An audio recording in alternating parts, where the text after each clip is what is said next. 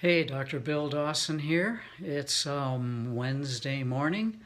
I'm in my office between patients, and I've got a concern that I wanted to talk to you about. I mentioned it in my last little couple of minute video that I made. I live in the Kern River Valley in California above Lake Isabella, and the flu and colds and coughs are going around like crazy. They're everywhere. And I guess the flu's really going around the whole country. And I wanted to talk to you about why people get it. Some do, some don't. Everybody's exposed to it. You know, you've been exposed to it, whether you've gotten it or not. But I want to talk about what fights off infection. So I'm going to switch this camera around here, and it's my little adjusting room here. And I pulled up this lymphatic system chart on my computer, and I'm just very, very briefly going to talk to you about the lymphatic system. It's got some major pieces to it.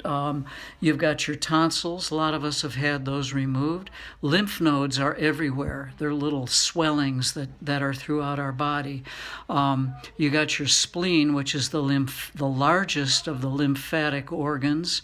Your thymus up here, where T cells mature and they destroy infected cells or even cancerous cells. And then you've got your lymphatic vessels, which run all through your body, all through everywhere through your body. They contain lymph.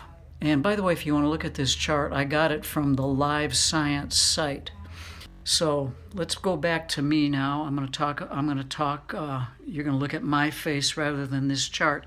Remember all these little lymphatic vessels that are everywhere throughout the body. It's important because that's going to be the basis of this discussion. Lymphatic vessels are part of the circulatory system. The part that most people are aware of is your heart, your arteries, and veins. So the heart is the pump that pumps blood out away from the heart. It pumps oxygenated and blood full of nourishment to every tissue cell of the body. And so that's very important. A heart attack, you die because you're not getting oxygen to your brain and the rest of your body and so on. And then the veins take blood from the cells and take it back through the body into the heart. Meanwhile, the liquid part of the blood, which is called lymph, it gets deposited into the lymphatic system. Now here's the key, and most people don't even know that. The lymphatic system has no pump. If you're laying there on your couch watching TV or sleeping in bed at night, your heart is pumping blood throughout your whole body and beat and beat and beat, and every time it beats, more blood gets pumped. The lymphatics don't have a pump.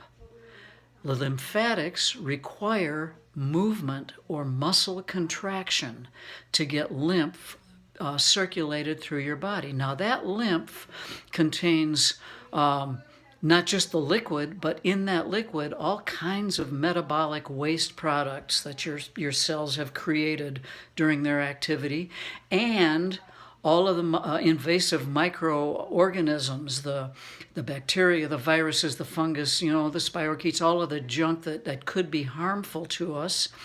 They get into the lymphatic system and they go through the lymph nodes and the other, like the thymus, and they're killed, basically. Well, here's the thing. In order to get the lymph going, you've got to be exercising. People in America don't want to move their bodies. They want to sit or they want to lie down. They lie down and watch TV and they sleep, 6, 8, 10, 12 hours a night. And at that point, the lymphatic system is not working. Gang, if you want to be immune to this flu that's going around and the colds and the coughs and pneumonia and stuff like that, I can adjust your spine and I can make all of the tissues get proper nerve supply and work perfectly. But you got to do something too. You got to get up and exercise. Muscle contraction squeezes the lymph vessels, which squeezes the lymph out from your feet and your legs and your body back down into your heart and gets it recirculated. Okay, so please understand this.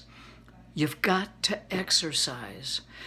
Two of my hardest jobs, aside from getting people in for the chiropractic care that they need, which they do, two of my hardest jobs are getting people to eat correct food, eat not man's food, but eat God's food and get rid of all the man-made junk that people think is food.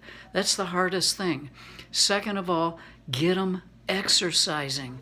And a slow walk around the block is not exercise, gang. You gotta do something. You gotta get moving, get the heart beating, get the heart pumping. That's exercise. If you want to avoid the flu, either go to the gym or get out in the living room, get into a space where you can be doing those jumping jacks and those sit-ups and those push-ups and all of the calisthenics and everything. You all know how to do them. I can't teach you how to exercise. My wife and I, that's Robin and I, we go to the gym 3 times a week and we do some pretty rigorous, hard workouts. And we don't get the flu. I keep Robin in adjustment. I go to my chiropractor and I keep my brain stem up here clear of pressure. My spine is straight. I don't get the flu, okay? Neither does Robin, because we're eating God's food. We're exercising, getting that lymph to flow, to do its detoxifying and killing of microorganisms job. We keep in adjustment, It's really simple. So please take my advice. Eat right, move, exercise, squeeze those muscles every day. Okay, that's it for now. You might not want to hear that, but you want to be healthy, don't you? I do. I am. Next time, there's more. Bye-bye.